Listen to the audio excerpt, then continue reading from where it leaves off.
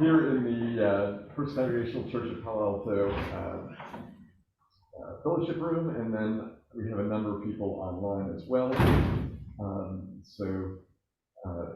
Liz, would you just like to briefly mention where you're calling in from, and then we'll get started? Yeah, of course. I am calling from Spalding. Well, I'm calling from Charlestown, Boston, and it's a neighborhood in the Boston area on the river, and it's an old naval yard. It was decommissioned in 1970, I think. And Spalding, which is part of the Mass General Hospital that provides rehabilitation services, has a wonderful center of excellence here. And so I'm staying in housing that is provided by Spalding for lucky families who need that help. And about 4 minutes away from where my son is in the Spalding Rehabilitation Center. Thank you. So I'll dive in with just a quick introduction here. My name is Steve Ketchfell. I'm one of the co-chairs of the First Congregational Church of Palo Alto Peace and Justice Task Force, and we are very happy to have Elizabeth Price. Is this better? Yeah. Okay. That's good. All right. Liz Price has lived in Palestine for more than 20 years and speaks Arabic, and has been working in a range of international and governmental organizations on projects ranging from strategic development and policy in conditions like after wars or other difficult times, and basically has been focused for the last 10 years in Palestine. And she's worked with the UN, USAID, World Bank, and others. The projects that she's worked on have ranged from humanitarian assistance to strengthening the rule of law, to managing public finance, and helping to create recovery and resilience plans. So we'll get to hear some of those. I guess we haven't talked too much about it, but she and I overlapped at Harvard for a couple of years. We didn't know each other there, but she was an anthropology major.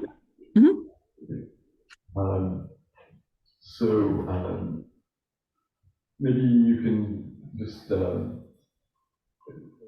a little bit about your family and your experience in living in Palestine. Okay, I mean, and I'm very grateful to think that anyone's interested in our story, and I know that what's really important about our story is the opportunity for people to learn about Palestine and about the experience of Palestinians in America, and that's what I believe is important. So it's less about me and more about what you are interested in kind of bouncing around ideas and questions. I logged on, I joined at the end of the sermon, so I was hearing the discussion of questions that people have, and I think that in a continuation of what I heard in the sermon, it would be good to have a chance to also just say, well, what are the questions people have, and how can we discuss the answers for those? So I offer myself as a representative of and I'm happy to discuss. So as Steve said, I've lived in Palestine actually for about 25 years. I left Harvard and went straight to Palestine. I'd gone there as a junior, as part as an anthropology student, and I was there in '94. The Hebron massacre had just happened, and the Israeli army had put the entire of the West Bank under curfew for 40 days after the massacre, which is again an example of what life is like there. Palestinians get massacred and then Palestinians get put under curfew. And I arrived just after the curfew had been lifted. The Israelis were still directly occupying the entire of the West Bank and Gaza. But I was in Ramallah, so that was my main experience. And so I had a glimpse of what it was like to live. It was the end of the Second Intifada, so there was still protests going on and still military action against those protests. And then in '94, the Oslo Accords, which had been signed the previous year, began to be implemented. The first phase was what they called Gaza and Jericho First, with the Palestinian Authority, or with the PLO returning in order to establish a Palestinian Authority, which was what the government was called then. And the Gaza and Jericho first was the where they were starting. They were allowed to start in Gaza and allowed to start in Jericho. And I was in Jericho the night that the PLO entered and established their security services there. So for me, Palestine within a month was just one of the most fascinating places I've been to. The history there, the culture there, it's been for me like a continuing graduate school the entire time. It's just, fascinating. I met my husband during that period. We were both university students. I was volunteering at Birzeit University, and he was studying there. And then we married in 2001. Just as the second intifada. So it was the first intifada was ending when I arrived, and the second intifada started around our marriage. In fact, our whole wedding had to be changed overnight because of security problems. And I have lived with my husband for about 2 years in the US, but we came back in 2004, and I've been there since 2004. I have 3 children, one Hisham, who is the reason I'm in Boston. He's at a Spalding rehabilitation after being shot in a hate crime in November, a few days after Thanksgiving. I have a 17-year-old daughter, Marion, who is applying to college right now and finishing her last year of high school, and a 13-year-old.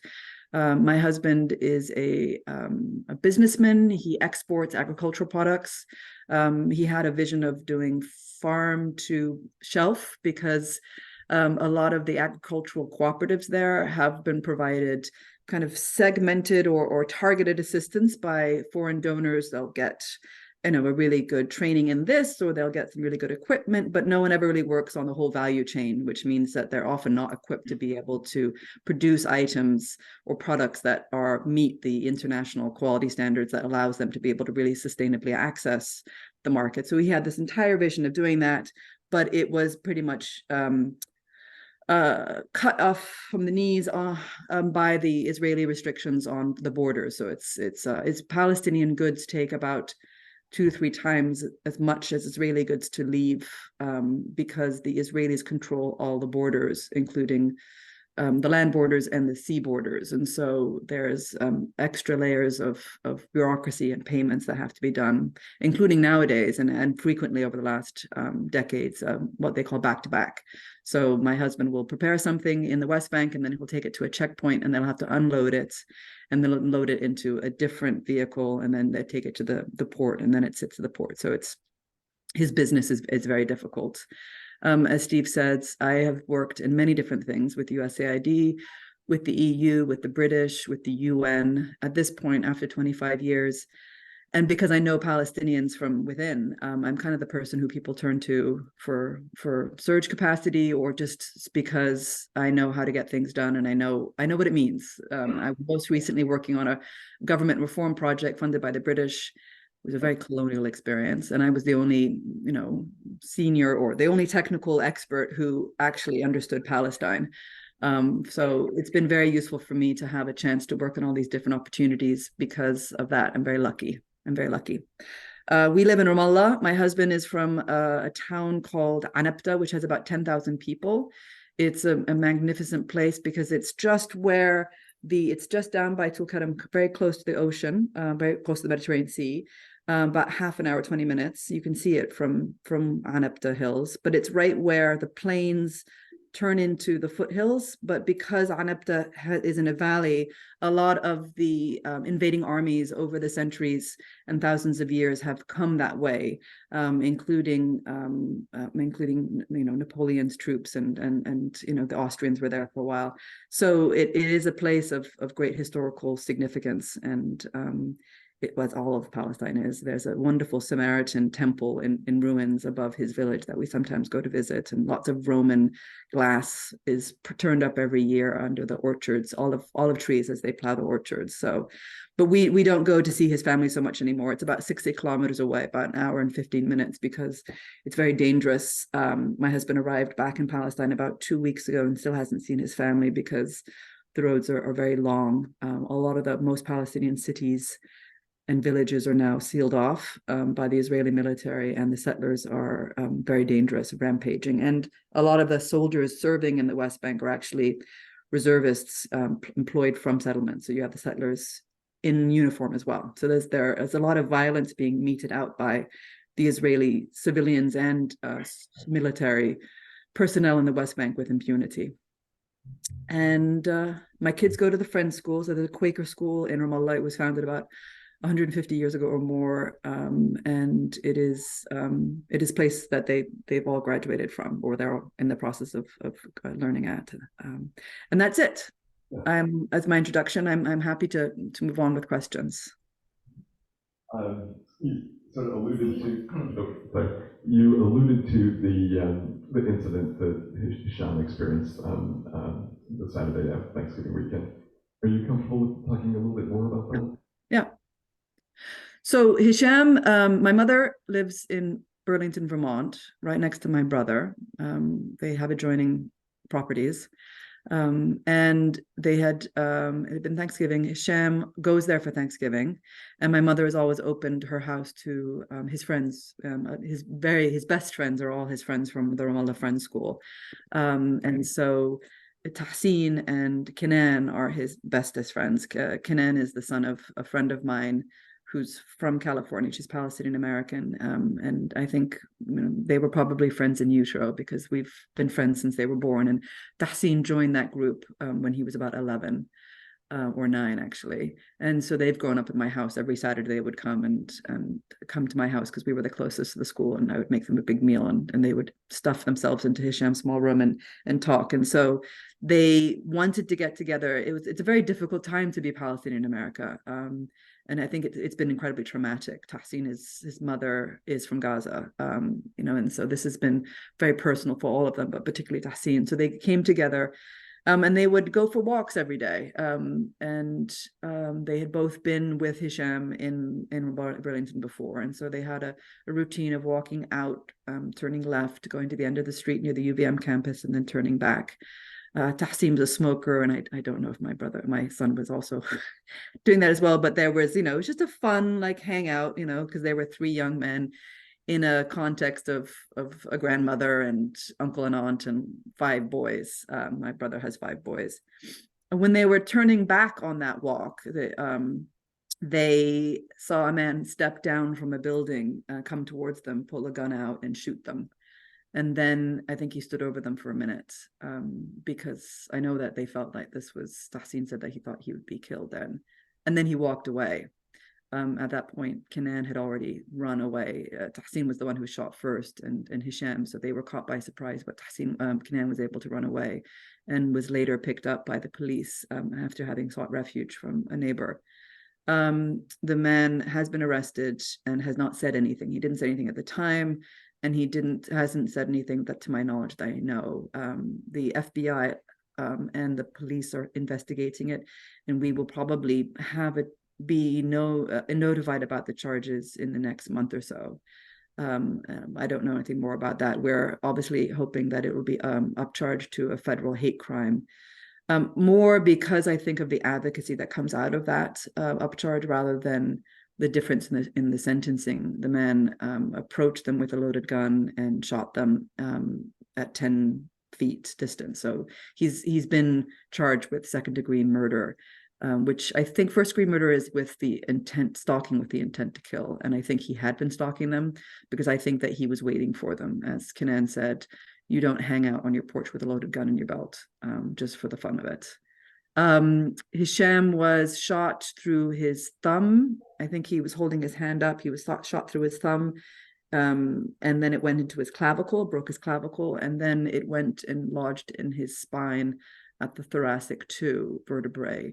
I think I know that the damage done to his spine was actually because of the concussive impact of the bullet, not the bullet itself. I think it probably slowed down and gently kind of embedded itself in the spine. The bullet is not going to be removed because it's too high and it's a very delicate area and it's not causing problems.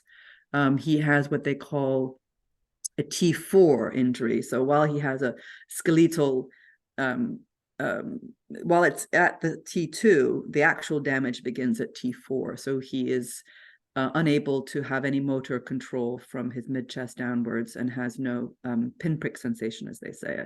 So he can't sense pain or temperature. He can feel light touch, which is really good. So they call it an incomplete spinal injury. And there is a chance as a result that, there could be neurological rehabilitation. But right now he is in a wheelchair and has spent the last 2 months at Spalding learning how to function in a wheelchair, which some of it is just, learning how to trust his body again, because his center of gravity has been so shifted, as well as trying to reactivate his nerves. I asked him recently, how he deals with all of this, and he said, well, I can still do the things that I love. He is a kind of a brain on legs, on very long legs. So I think, he's very lucky with the fact that his center of existential gravity is in his brain. I think also for all three boys, they've processed this by saying it could have been, we're not in Gaza, we're not in the West Bank. Hisham almost immediately he typed out a statement to be read out at the vigil at Brown about in the 24 hours after he was shot. And talked about the fact that it could have been much worse. If he'd been in the West Bank, he would have been left to bleed out. And that's absolutely true. That's not hyperbole. What happens is when soldiers, Palestinian woman. when soldiers shoot people, they tend to then block the ambulances. So I don't know about that. Let me just listen to this. The ambulances then are able to get there. There's other things. I want to hear this. So, but I think the other thing about the situation is that the boys see their experience within the larger context, and that gives them strength. There's a very important concept within Palestinian culture called sumud, and it means steadfastness. It's an incredibly important concept for Palestinians to give them strength. And it's about the concept that it's you can talk about it being existence is resistance. It's about the fact that you see yourself within a community. Your community is on land, and your land and your community and you are enmeshed or inspired by the cause. So, I think Hisham and Kanan and Tahsin have been incredibly somdeen, as we would say in Arabic. That has given them strength, that this is something that they have seen other people overcome. They've overcome much worse. And what has happened to them has not changed who they are. In fact, it's made them prouder, because they can, how do I say this? It's not an easy concept to explain to someone who's not spent time in Palestine, but they knew this would happen sometime. They thought, as Palestinian young men, you kind of assume that you're going to get shot by the Israelis at some time, but they didn't expect it to be here. And they know that it's worth it because they are proud to be Palestinian. I didn't explain it very well, but steadfastness is a way of just you saying, I'm going to keep on going. It's I read a quote by Superman, Christopher Reeves, who, as you know, probably was quadriplegic. And he used to say before he was injured, when people would ask him about Superman, he would get frustrated that people would assume that he was the hero because he played a hero. And after he was paralyzed so definitively, he said, now I understand that to be a hero is to be an ordinary person who keeps on going despite the challenges that are in front of you. And I think that's the concept of what Sumud gives you. You have purpose because there's something greater that you're working for and that you believe in, and everyone else around you believes in that too. It's, again, I'm not doing a very good job of explaining it, but that's how they are. That's the incident. I'm happy to take any more. Any other question? Could you just briefly talk a little bit more about Hisham, where you mentioned that he is his intellectual center is in the head, and Hisham is we're all privileged by our children to be the parents of our children. I'm privileged in many different ways by my different children, but Hisham has always been just a joy, very unique. He's always asked questions all his life. I mean, it was overwhelming when he was 3 or 4. As soon as he learned how to talk, he would ask questions. He's a sponge, or just a bloodhound on the trail of information. And he delights in it, and is able to make incredible connections between all the different types of information he has. He is a junior at Brown. He went into Brown as a mathematician because numbers make him happy. Pure mathematics, which he sees as the true philosophy for life, the greatest philosophy. And then he took a class in archaeology and is now an archaeologist. And I think he wants to be an archaeologist and a mathematician afterwards. He will use his math skills for the purpose of archaeology. He is doing 5 years at Brown because you can do a BA and a BSc over 5 years. So he'll get 2 BAs. And he's just a wonderful boy who is very logical, very rational, and is dealing with this very rationally and very humble as well, because he believes, I think, that it's something other people are going through much worse. And so he is going back to Brown this week. He started remotely, and he has plans to go to Sardinia this summer to do an archaeological dig with Brown. So he's definitely not restricting himself in any way. That's great to hear. You talked a little bit about how the conditions for other Palestinians. Could you give us more of a sense? Yeah, I mean, I think I'd urge everyone here to go to Palestine, simply because you can't understand what it's like to be under occupation until you've been there. There are Palestinians exist in that region, obviously in refugee camps in Syria, Jordan, Lebanon, and and the Lebanese existence is a terrible one. I've been to Sabra and Shatila, and I thought I knew refugee camps, and because I'd been to them in Palestine until I went to Sabra and Shatila. In Palestine and Israel, they are in Israel, obviously, as Israeli citizens. In the West Bank, you have a green ID card if you're a West Banker. There in Jerusalem, you have a blue ID card if you're in Jerusalem or gray. And then in Gaza, there as well. Every Palestinian has a different experience. I thought the occupation in the West Bank was difficult until I found out what it was like in Jerusalem. It's a very difficult occupation and to be a Palestinian in Jerusalem. It's a bit like what it is to be Black or minority in America, in the sense of driving while Black or just being Black. It's to be stereotyped, to be profiled, to be aggressively occupied in a way that essentially the purpose of the occupation in Jerusalem is to drive people out of Jerusalem, to make them give up their center of life, because Palestinians in Jerusalem are, even though they've been there for hundreds of years, probably as families, maybe even longer, the Israelis have not given them citizenship like the Israeli government has not given them citizenship like the Israelis who live, the Palestinians who live in Israel. They're residents, and they get 10-year residency, and you have to renew that residency every 10 years. And the funding and the permission for quality of life in terms of construction or community support is a tiny proportion of what the Jewish residents in Jerusalem get. So life in Jerusalem for Palestinians is very difficult. You can't build a house. You don't get the funding for municipal services, and so Palestinians will often leave to go to Ramallah to have a better life, or to have and then at that point the Israelis municipality or the government says, well, you no longer live in Jerusalem, so I'm taking your Jerusalem residency away. So it's a very traumatic experience from a kind of a psychological, existential point of view, as well as quality of life. I was most recently working with UNDP to map vulnerability in Jerusalem, and it was really profound what I learned. The West Bank, Gaza before the Gaza war had been under a 15-year siege. Even prior to that, I would say that Gaza was besieged.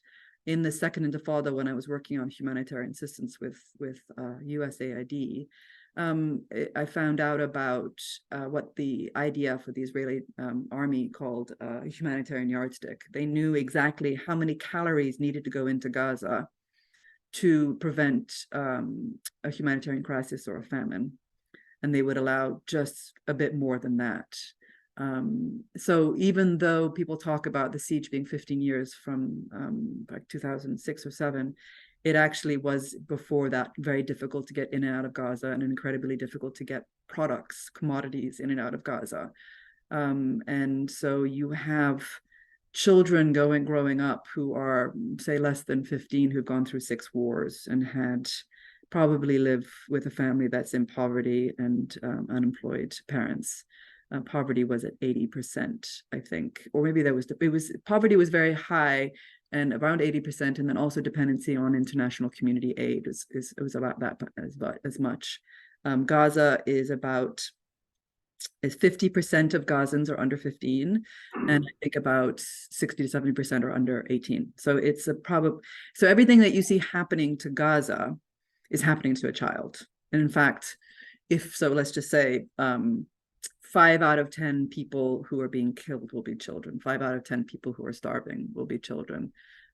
Actually, if we're going to do under 18, because that's the definition of what a child is, 6 or 7 out of 10.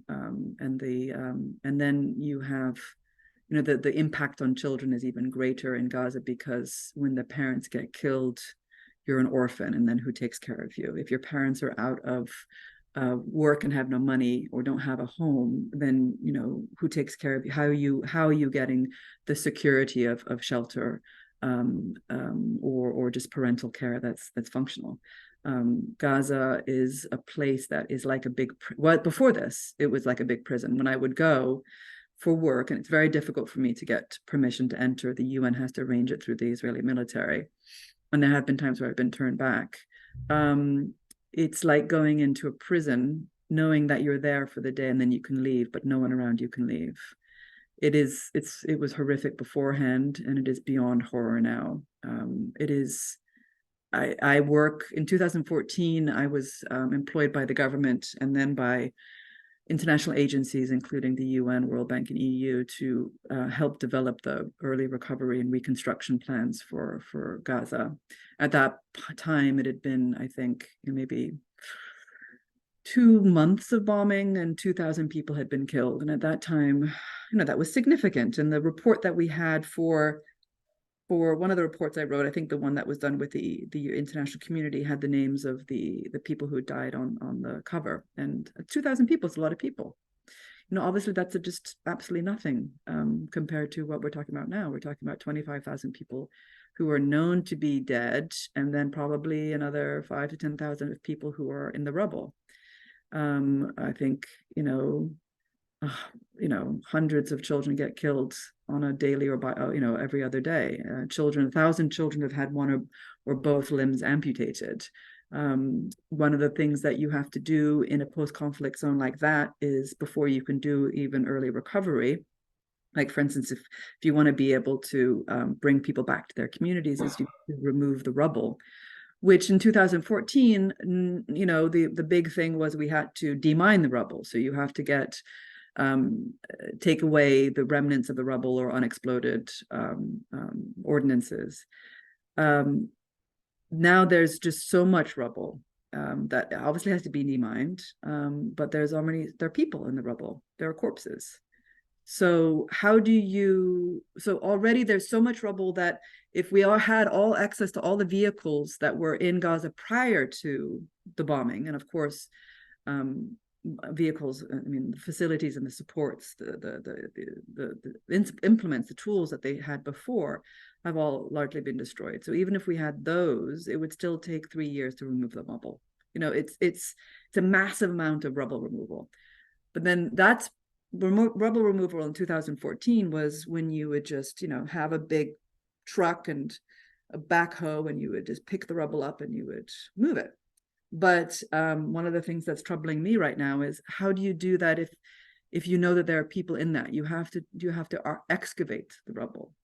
You have to move the rubble carefully to make sure that people are brought out in a way that is respectful and allows the families to mourn and grieve, and then also to protect the people who are doing the rubble removal, and then also the larger population from epidemics that might be started by what is essentially now biohazards. So, Gaza has been destroyed utterly. And I don't know how long it'll take to reconstruct it. And I don't know how they'll be given space to do that, because the Israelis limit. They are still in control everything that goes in and out of Gaza, as you have seen. So Gaza has remained under occupation since then, that moment, until this very moment. And I think that's something that people don't realize. In the West Bank, life is very difficult. West Bank is much bigger. And it's less dense. Gaza is a small enclave, and I think it's one of the most heavily populated places in the world per square meter. The West Bank is a larger region. It probably would take 4 hours to drive from the very top to the bottom if you didn't have checkpoints and the settlements. And it probably takes 8 hours or more, maybe actually even longer. It took us 12 hours once for my husband and I to drive back 60 kilometers during the Second Intifada after we were visiting his family. So that gives you a sense of how long it can take to move when you have restrictions. The West Bank is broken into 3 zones. So in 1993, the Oslo Accords were signed to create as a part of the peace process path that was agreed internationally. And they were temporary transitional agreements that were supposed to end in 2000, at which point they would have had all the final negotiations, which included control over Jerusalem and the return of refugees. Those accords are still in place with their complementary Paris protocols, which govern the economic relations. And so they're about 23, 24 years out of date, which has been terrible for the financial issues because there's an incredible economic imbalance in the economic relations, which impoverishes the Palestinian people and has allowed the Israelis to dominate and make the Palestinian market basically subsidiary to and dependent on the Israeli market.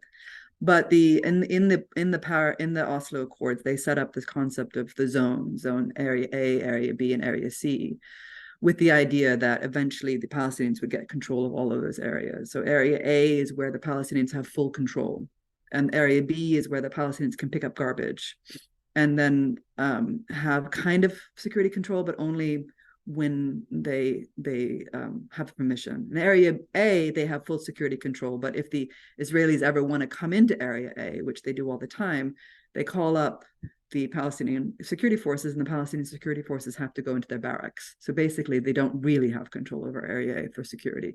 In area C, the Israelis have full control. So they can control if a Palestinian wants to build a house or extend a house or build an animal pen or dig a well, because area C is largely agricultural areas. The Israelis military has to give permission, and they don't.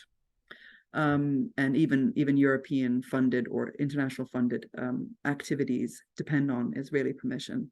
Area C is 60% of the West Bank, and it also contains most of the water access. It's the agricultural area, and it's all the connecting parts of the West Bank. So if you can imagine the West Bank as an ocean, a sea, area A, the villages and the towns are archipelagos. They're islands in a sea of Israeli control. And so that every time you leave a Palestinian village or a city, you have a strip of area C in between, even if it's area A and then area B. There's a strip of area C everywhere so that the Israelis can come in and set up internal checkpoints. So in Ramallah, which is area A, life in Ramallah is a very bubble-like place. Life is fine. My daughter walks home from a friend's house at 10 o'clock at night, and we go out and we can go to the gym. We can do this, we can do that, and everything's fine. At nighttime, the Israelis come in and they arrest people. They're political prisoners.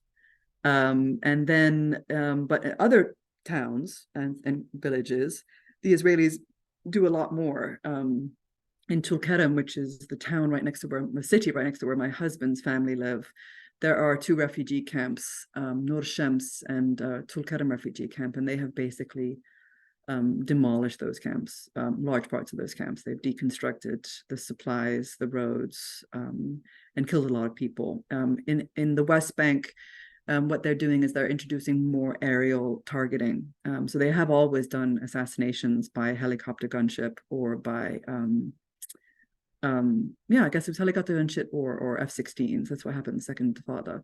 But now they're doing more use of drones, but they also used an F-16 against a refugee camp recently in Jenin. The other thing you have about the West Bank is the settlers. The settlers, there are several kinds of settlers in the West Bank. You have the suburban settlers, the commuter settlers. Those are settlements that are on the green line inside. So a settlement is something that is built on land that is under international agreements designated as Palestinian owned now, or under Palestinian authority now, or to be in the future. All of it's owned by Palestinians. And sometimes the Israelis have set up settlements so that people can live there, but not live within the West Bank. And those are heavily subsidized by the Israeli government. So they're basically a development project by the Israeli government. You get them surrounding Jerusalem. And the purpose of that is the surrounding them of Jerusalem effectively cuts the West Bank into half. The West Bank is basically what an oval would look like if it was wearing a very tight belt. And so around the Jerusalem area, it is very narrow. And it's the passageway for Palestinians who want to go from Ramallah, from Nablus, Jenin, down to Bethlehem or Hebron and the cities down there. You have to go via Jerusalem, and you have to go on a road called Wadi Nar, which means Valley of Fire. And it's a horrific place. It's very steep and very prolonged. And the more there are settlements, the more that access is limited. And so effectively, Gaza would be socially, culturally, politically, and economically cut in half. Sorry, West Bank. And so if you live in a West Bank commuter settlement, you often pay lower rent or lower taxes, you get better services, you get more, it's subsidized basically, and it's a pretty nice life for them. And a lot of places in East Jerusalem, there are a lot of settlements there that you don't think that's settlements, because you drive through Jerusalem and you're like, oh, there are people living there. They're Jewish residents, and it's very nice, but they're actually illegally there. And I think it's often people don't recognize that because it's not deep in the West Bank like they think. The other type of settlers in the West Bank are people who are there who are, I would call them, say, national Zionists.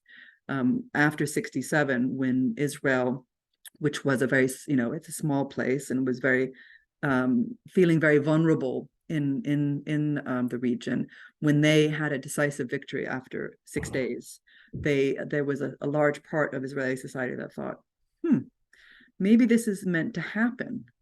Zionism is a secular philosophy, but in 1967 there was this kind of religious Zionism that came up. They're like, well, maybe God actually wants us to be here.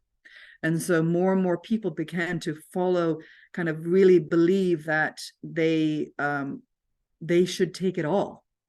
And so from the river to the sea, which people hear, you probably have heard being chanted at protests, for which Rashida Tlaib, the congresswoman, got censured by the Congress, is actually a religious Zionist and a Zionist principle. It's in the original Likud, which is Netanyahu, Prime Minister Netanyahu's party. It's in his party manifesto, and is often. That's what the Israeli flag represents. The two blue stripes are from the river to the sea. And so after 1967, there was an increasing effort to take the West Bank. And that's what they're doing. They're increasing settlements, and those religious settlements are quite terrifying. Because they believe that they are righteous. There is a group of settlers called the Hilltop Youth. What they do is they go and they seize land, and they put a caravan there. And then once they're there, because they're Jewish, the Israeli military is assigned to take care of them. And then once the military is there, then they start putting up roads and water connections, and then you see it just spreading. There are areas of the West Bank when we drive to my husband's village. We drive through a valley, and you look up at nighttime and you can see the lights on the top of the hills, like this long, snaking, meandering settlements, which are very thin, but very long. And basically they are creating facts on the ground, and very successfully. So it makes it very difficult for Palestinians to live. Villages are predated upon. And since the war started, there has been a massive attempt for ethnic cleansing in the West Bank. I work with a woman who is an Israeli-American human rights lawyer. She heads up a group called the West Bank Protection Consortium, and they try and provide support of many different types to vulnerable communities that are predated upon by the settlers and the Israelis military. And in the first month, I think 8 of the villages or the communities, they're often Bedouin communities, which had been graduated from being incredibly vulnerable, had been emptied. And then there are, attempts of settlers engaging, also invading other even cities and villages, and putting things like pamphlets under your windshield wiper saying, Jordan is that way. The government has always provided complicit kind of tacit support to the settlements because it's useful for them. It's a useful bargaining chip with the American government. It is really actually quite embarrassing how the Israeli government works with the American government.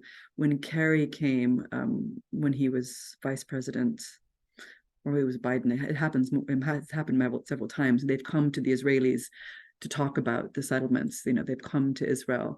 You find that the Israeli government issues procurement for more settlement units. So it's something that the Israelis do in defiance of American stated policy. And all those settlements are actually illegal under international law. And products that are produced in settlements are banned in certain markets like the European Union the EC.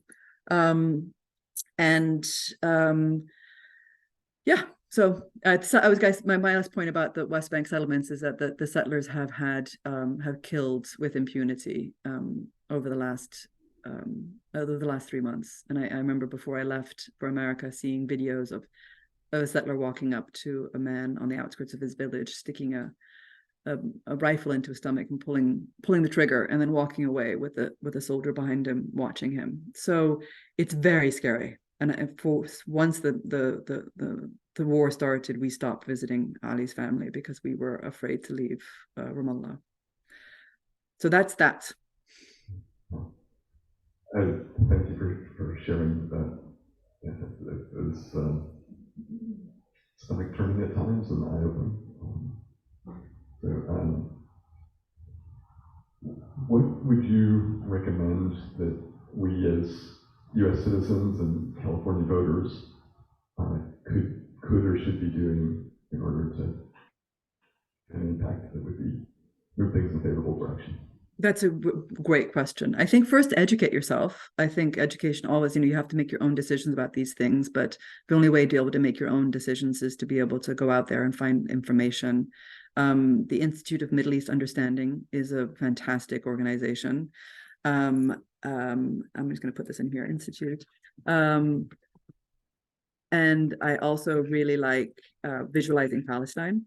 It is an amazing organization that does infographics that kind of just really sum up what is it like to have access to water for an Israeli settler, for a West Bank resident? What's it like to be a Palestinian child born in Jerusalem versus an Israeli Jewish child born in Jerusalem? So it's some really simple understandings of the violation of basic human rights as well as international law. I think that the most important thing is to call for a ceasefire. And ask and support that effort. It has to be we want justice, not peace. Justice is about sustainable shifts in power that allow all sides involved in a conflict to find their way out. Peace will not be sustainable. People talk about Netanyahu leaving, and frankly, I think all of the prime ministers that I've seen from Labour and Likud are all the same. They work within an understanding that they have the backing of the U.S. government, and so that they can act with impunity. So I think my husband, who grew up in Palestine, and is just very sad and depressed at this moment. When he came to America after Hisham was shot, he said the fight for Palestine is in the U.S. If we can change the narrative. We can change the way that people act to think about Palestine, talk about Palestine, and advocate about Palestine. Then we can change the way the politicians act. And if we can change the way the politicians act, then America's engagement with Israel would change. And that would be of a great benefit to Palestinians, but also to Israelis, because I think the American government's behavior towards Israel is a tragedy for Israelis as well as Palestinians. I read a book once when I was doing my senior thesis on American Zionism that was called "With Friends Like You, Who Needs Enemies?" And it was written by an Israeli about American Zionists. So I think that Israel should stop. People who support Israel and love Israel should recognize that it is being used as a tool, just as anti-Semitism is being used by a tool in the toxic American politics right now. And I think we need to have more educated and clear discussions about racism, about genocide, and about justice, and not allow those words to be used as political footballs in an election year. So I think it's about having clear-minded, fact-based discussions with your elected representatives to advocate for whatever you believe in terms of this, whether it be to stopping what is a genocide or to be changing American foreign policy so that American, as a country, as an economy, and as a people, are protected in this world. Because I think the current government's approach and the current allegiance to the American Zionist lobby is incredibly harmful for America's reputation in this world. So on many different levels, it's all about advocating. It's all about talking to your representatives. And I was told recently that calling is most important because they're required to log the calls. So educate and talk. Thank you. We have a couple of questions, and we're also bumping up against some of our normal time limits for the forums, but people here seem to be very engaged, so if you're available to continue. Yeah, absolutely. Great. Okay, so I think Adam, Homer had asked first. First comment and a question. First, I'm very disturbed about what has happened to your family and Thank you. what I see in the news every day. My wife and I visited Palestine year 2000. We visited also Nazareth and Palestinian city. We visited Bethlehem. We visited Elias Shakur's school. Mm-hmm. And we got the story, it's similar to what you're telling us. It's just that it seems a lot worse now. Yes, it is But much worse. my question, since you're an anthropologist, I want you to sort of cure me of some of my ignorance about basic things to sort of defend myself against misinformation. Mm-hmm. And it's a more basic question, exactly who are the Palestinians? How long has there been a Palestinian identity? And It's a really, really interesting question. I'm reading a book right now called, I think it's called Facts on the Ground. Here, let me just see if I find it. Facts on the Ground, Archaeological Practice and Territorial Self-Fashioning in Israeli Society. And I mention that because it is, identity is politicized there. And it gets very confusing and very frustrating when you have conversations with people who are trying to pin down in order to justify, trying to define in order to justify. So the Palestinian Authority, the current Palestinian state, the state of Palestine as they call it, is from 1994. Prior to that, the West Bank and Gaza were individually occupied by Jordan, respectively, and Egypt. Prior to that, it was the British Mandate. Prior to that, it was the Ottoman Empire, which was there for hundreds of years. Prior to that, so I think the concept of state is recent. It's, nation states are in themselves only, 100 or so years old. And prior to that, it was an area that was heavily occupied. It was occupied at the macro level. At the micro level, it was community based. So I would say that it's an interesting question to talk about, particularly given that it is put in the context of, well, can you prove that there is a Palestinian people? I mean, Golda Meir was famous for saying that there was no Palestinian people. And I think the concept of trying to figure out what the purpose of that, discussion is really important before you engage in a discussion like that. My son, in his senior year at school, wrote an essay for his international baccalaureate on the concept of Arab nationalism within the larger Ottoman, young Turk approach of shifts of and there were Palestinians there in that time, intellects and politicians who were talking about coming up with an Arab state that Palestine would have been part of. So there was an emerging consciousness, but it was consciousness framed by the larger imperial framework.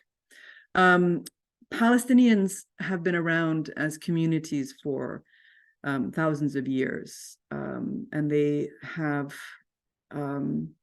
it's a very agricultural based society. It's a very peasant based society. So I think, people who have been in Ramallah, have been in Jenin, been in Anabta, have been in Turmas Ayaf, and, they have a community there, and they have a social, cultural, political, economic structure for hundreds of years that shifted in its definition of what it was. I think according to the larger political definition of the time. There are people in Nablus who are known to have converted from a Samaritan religion, and the Samaritans, like to claim that they're the oldest inhabitants because they never left, unlike the Judean communities below.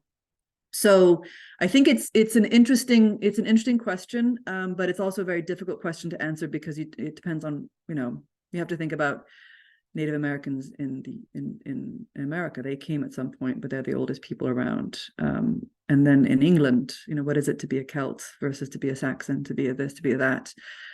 So I would say that there are Palestinians who have been, their genealogy has been in Palestine for thousands of years. And the Palestinian state starts from 1994, but there were Palestinian feudal lords who were in charge of managing those areas, and Palestinian peasants who worked under those areas for hundreds of years before that, if not more than that. So it's very difficult to do that type of investigation because people they get their attention gets snagged to the 20th century.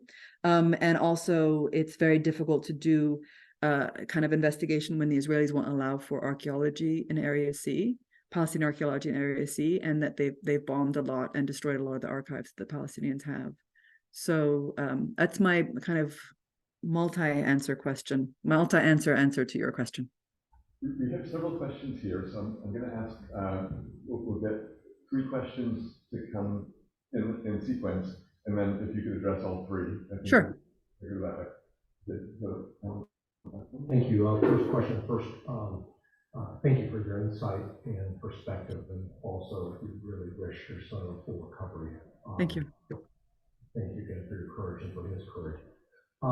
Assuming that there's a ceasefire and end to the genocide, what are your thoughts about a 2-state solution, if that's really a true solution?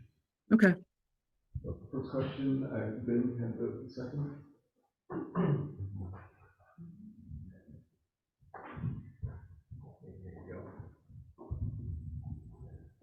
My question is, when I visited Palestine in 2018, I noticed the water towers in all Palestinian roofs, and they get water twice a week.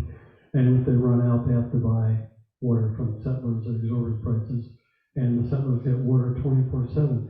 But I don't believe very many people even know that disparity of the Palestinians being not only restricted in terms of days of the week that they get water, their own water, whereas the settlers take their water and unlimited. But there's also a total volume of how much the Palestinians, as I recall, so that the growth is absolutely stunted along with the economic depression. But just as a lighter note, in the 20s or 30s, I have a poster from the 20s or 30s that said "Visit Palestine." Anyway, my comment is, why isn't this issue of the water, which is so objective, so clear, and so oppressive, better now? I am writing a letter to our President Joe Biden every day. If everybody would do this, it is counted as a letter to him. Okay, I think his behavior of not stopping my money going for this only promotes Trump, because who would like to vote for a guy like this? I'm ashamed of America. Can I add a question that's sort of related to your question? Okay. Just a quick one, Sorry. the contrast. Let me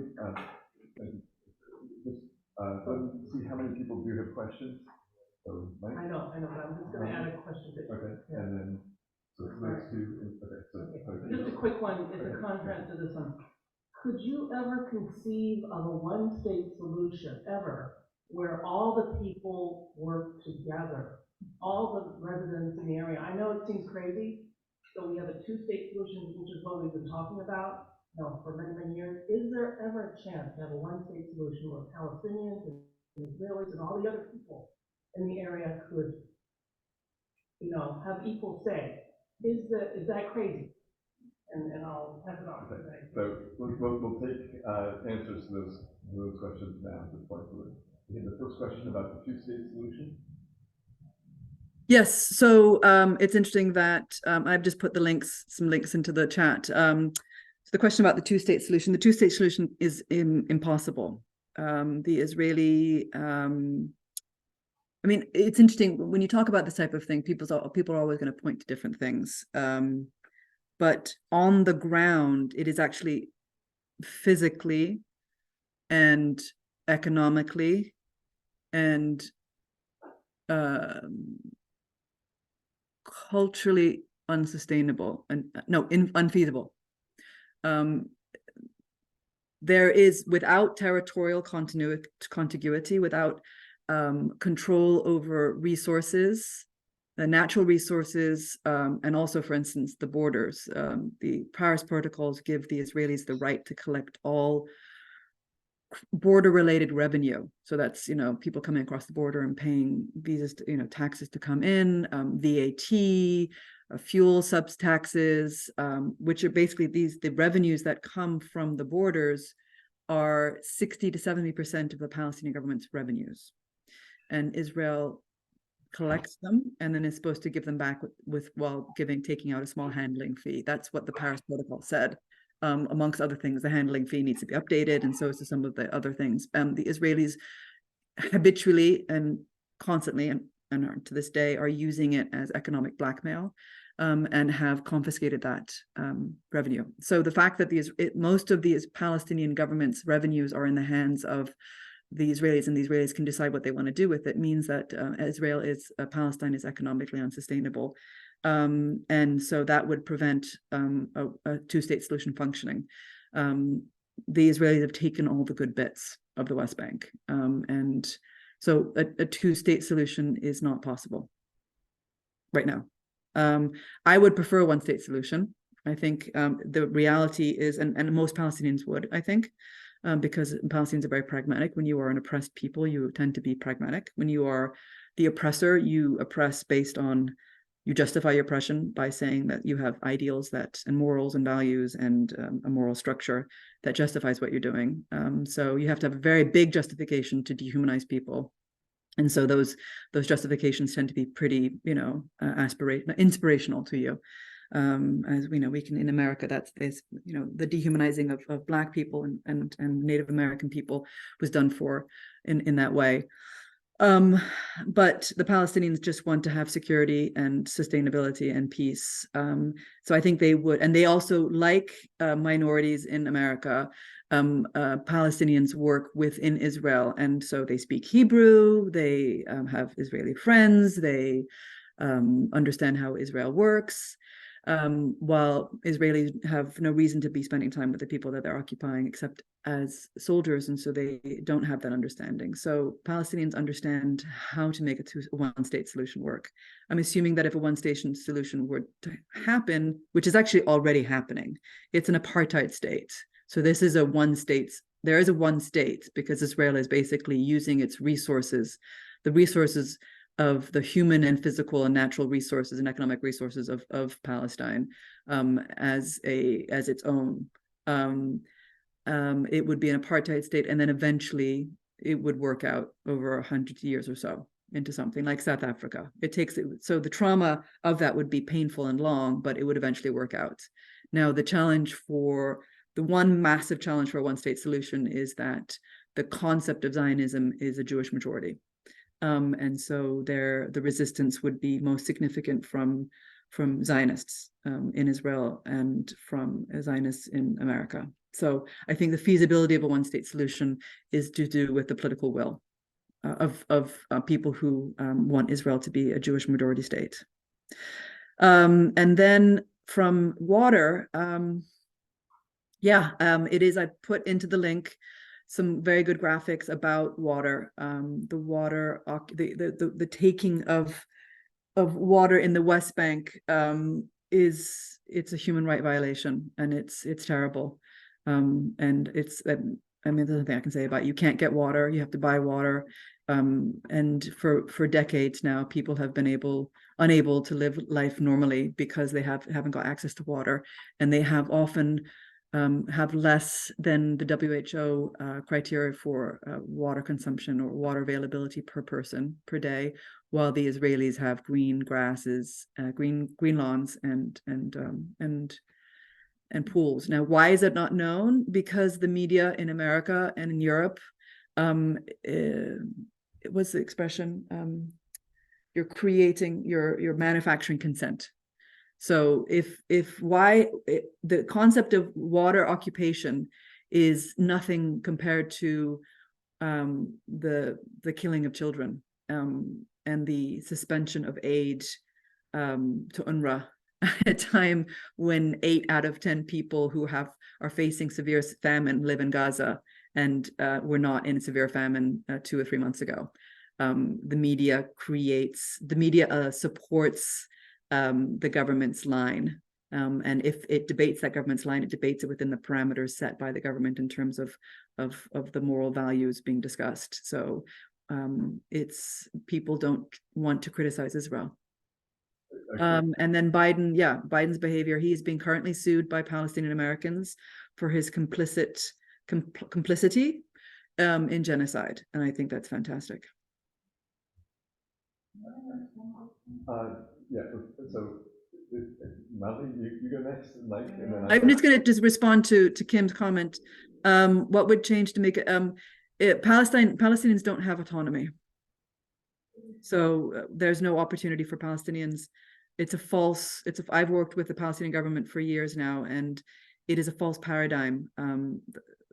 Reforming the Palestinian government can't function. It is not autonomous. It has no sovereignty over anything. I've lived in Palestine for 25 years. I live in Area A, which is where Palestinians have full control. I am there as a tourist because the Israelis control the demographic database. A Palestinian government cannot issue a visa for me to live there. They cannot. So I'm there as an Israeli on an Israeli visa. I can't get a citizenship because the Israelis release the numbers for citizenships. If I get my child, if my husband who was going to travel with us and hadn't realized his passport expired, got the passport issued in one day, but then needed to get an Israeli military permission to use that passport because that passport was not valid until it is in the Israeli system 10 days later. The Palestinian government is just it's it's a straw man. It's a distraction from the fact that Israel is still fully occupying the Palestinian people in Jerusalem, Gaza, and the West Bank, and East Jerusalem, Gaza, and the West Bank. I believe in practicality. There are so many questions that I have, but I want to kind of titrate that maybe for the time being on it too. There has to be the Zionism that you describe as a religious and as a secular kind of philosophy, ideology. But right now, my observation, my limited observation, seems like the Zionism is very prevalent right here in USA. So this is more like an extension of what goes on Israel. So they're interconnected, no doubt. And the way in which it's manifesting, it seems like it's like a lopsided, lack of justice and the treatment of the human being, particularly children. And I'm just wondering if you have any idea or suggestion in terms of educating public, because the media is in the control of the educational universities. And so here I've seen firsthand, at least anecdotally, I could speak to that how the media is in the hands of the lobbyists, and so the American people are not getting the full information and the facts, so-called facts. So it's debatable. What is fact? What's false? Anyway, I'll stop right there. I think what's interesting right now is the emergence of social media and the direct, the younger people. And this is why I think younger generation, when you see polling results, have a different attitude from the older generation. A young person said to me recently, the mainstream media is on its way out. So CNN, New York Times is a particularly appalling. New York Times is famous for having, Palestinians die, 10 Palestinians killed or dead but never say who killed them. They're always the Israeli involvement in the New York Times is always off stage and hidden. If you consume media directly, as many people are doing, say on Instagram or on Telegram, you see a lot more information. You see a lot more facts from the ground, and that is making people question tropes that other people just take. And too many times people take an information that someone's given to them and build a whole edifice on top of that false foundation, particularly since it's a false foundation that everyone corroborates because they say, yeah, they've heard that too. So I think it's about reaching out and really feeling confident in what you understand, and then talking to people about it, asking questions to say, well, why is the New York Times headline that way? How can people die without the people who sent that missile or shot that bullet mentioned? I think sometimes it's just about discussing media biases and having people become more critical of that. And I think things are changing. I have two thoughts for your comment. And the first relates a little. The word anti-Semitism is bandied about a huge amount, whereas really what they should be saying is anti-Zionism, because people are complaining about the government of Israel. I'm not complaining about Jewish people, they're complaining about Jewish people. So we should be making that distinction. Yep. Anti-Zionism is the main complaint. And the other thing I would suggest to you is that there should be a two-state solution, but orthogonal to what's being proposed. That is, that there be one state, most of the land, for the people who are willing to work with and live with and be happy with the other party, and one small area reserved for the people who want to fight each other. And Gaza would be a nice area for that. I will give him Palo Alto for that. Our property will also As long as we can move to a nice place. And there's a question in front here, just in idea that Israel is running a terrible torture chamber for the Palestinians, and the fact that we are supporting that to the tune, I believe, of $4 billion a year should not happen. What would essentially happen if we stop? Is that too naive to, I mean, one could speculate, and it certainly should stop. But what would happen? That's a good question. So I think I agree. Anti-Semitism is too important an effort to be linked and dominated by people's attitudes, associated with people's attitudes towards Israel. I even think anti-Zionism needs to be made separate from the anti-Israeli government, because I think if you're assuming that there's going to be a two-state solution, which is what everyone's assuming, and Zionism is an Israeli nationalism, but doesn't mean it has to be as blind support for the Israeli government. There needs to be some accountability there. I mean, obviously, since Zionism currently is associated with the concept of a majority of Jews, it's problematic because it's basically a supremacist approach to a country. But I think people lump things together because they're leveraging off the outrage and the pain associated with anti-Semitism, and anti-anything can be troubling because everything gets kind of blurred together. Judaism is much bigger than a country, and Judaism is much bigger than a government.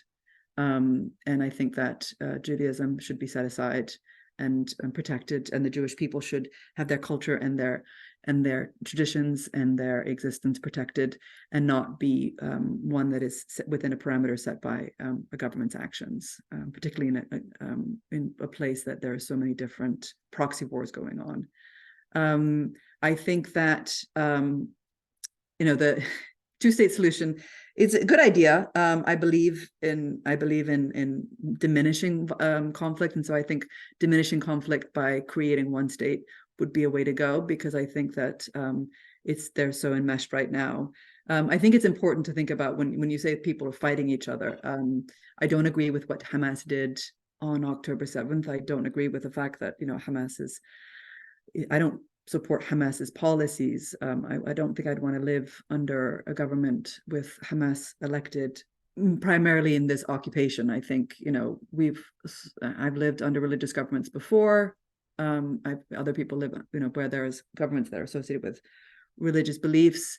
I think Hamas is a religious organization that is under occupation and is a resistance group, and so there's a lot of trauma there, and trauma drives their interpretation of Islam and religious social values. But I think it is important to recognize that Hamas is a resistance group, and I say that because it is under occupation, and it is an effort to throw off that occupation. It is an imbalanced. It's not a war of equals.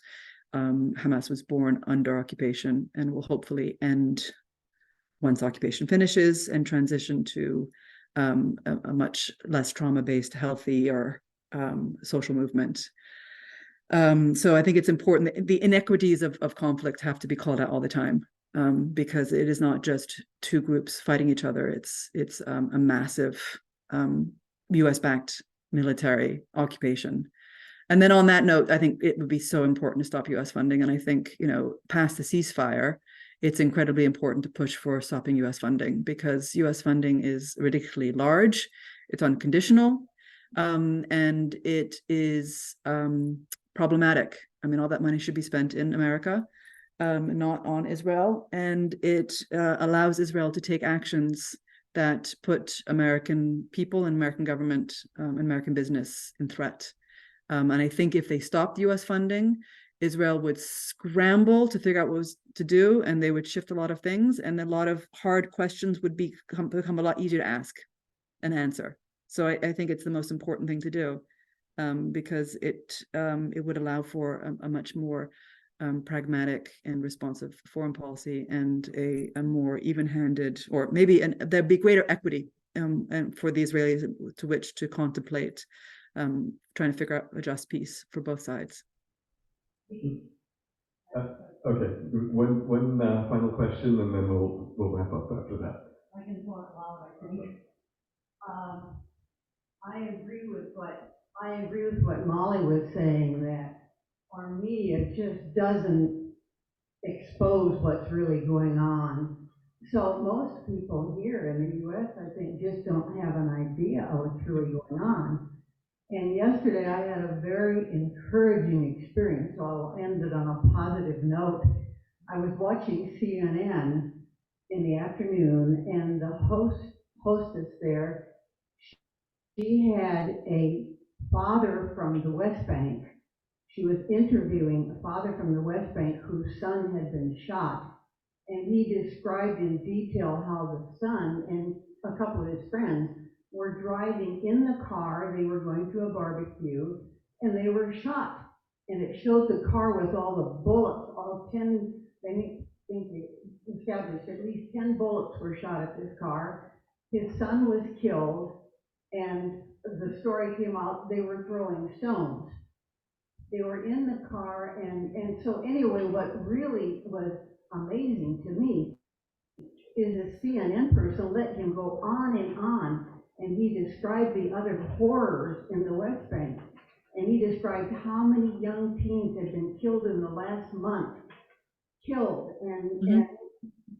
what the settlers are doing. And I was just astounded. This woman let this father go on and on and on. It was amazing on CNN. It's great. Yeah, I know things are shifting, because I think there are, I think partly because of social media, and partly because there's a genocide, and people are saying this is all very strange, and that's forcing the media to try and figure out how to explain what's going on. So that's it's my son says that he is hopeful but not optimistic, and I think that is, my attitude as well. Great. Well, thank you, Liz. You've been incredibly generous with your time. Well, no, thank you for being interested and wanting to learn and caring. There was one point that you made that I'm not sure that everybody here followed or understood, which was the UNRWA donations or funding that's being suspended. Could you just mention? Yeah, no, I think that's a as machinations. UNRWA is the United Nations Works and Relief Agency. It's a United Nations agency that was created for the sole purpose of looking after Palestinian refugees. So they work in the diaspora, with the refugee camps wherever they are, and in the West Bank and in Gaza.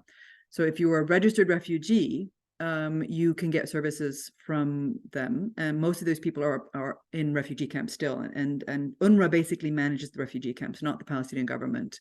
So that's trash collection, healthcare, so basic services, education, food. A lot of refugees, or particularly the ones in the refugee camp, are very poor and are food insecure. So they get food, vaccinations. It's a state within a state in many ways.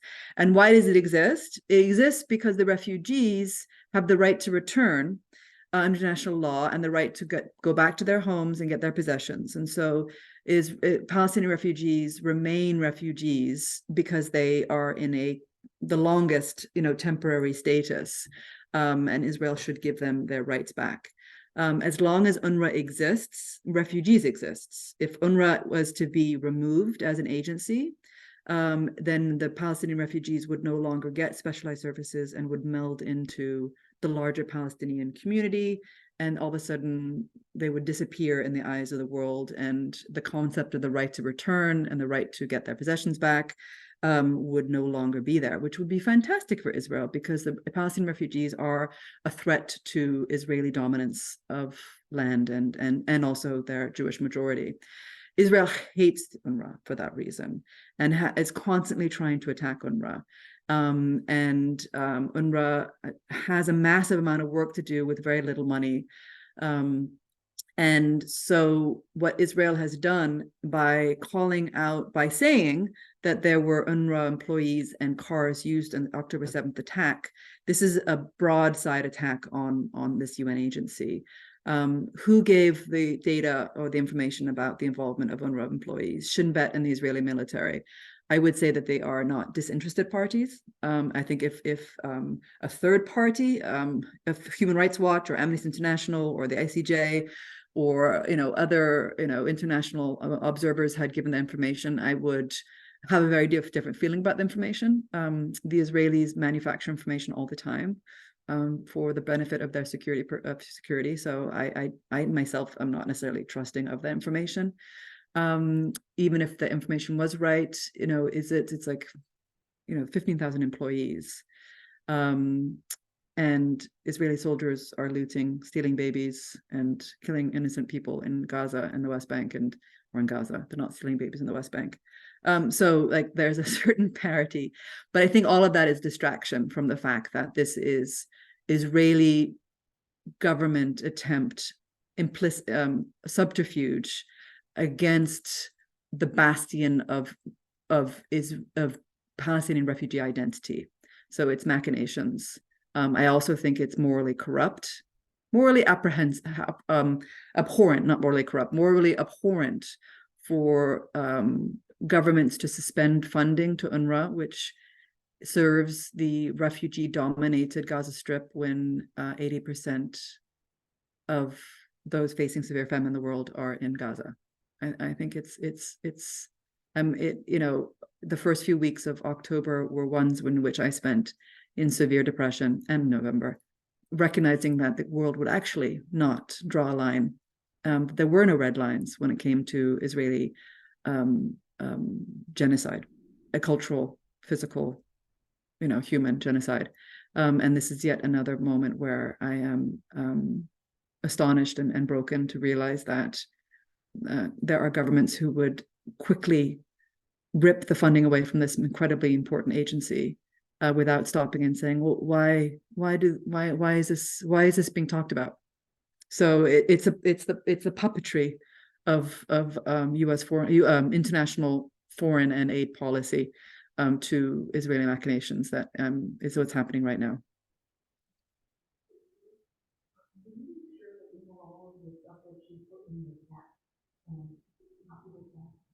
Thank you. Yeah, so there's just a reminder for me to copy the chat so that your resources are conserved here. All right. Again, thank you so much for your sharing your experience and in-depth knowledge with us here. Thank you for inviting me, and thank you for caring. That's what the most important thing is. Thank you for caring. We'll continue to be in touch, and again, thank you. All right. Have a wonderful Sunday. Thank you. Okay.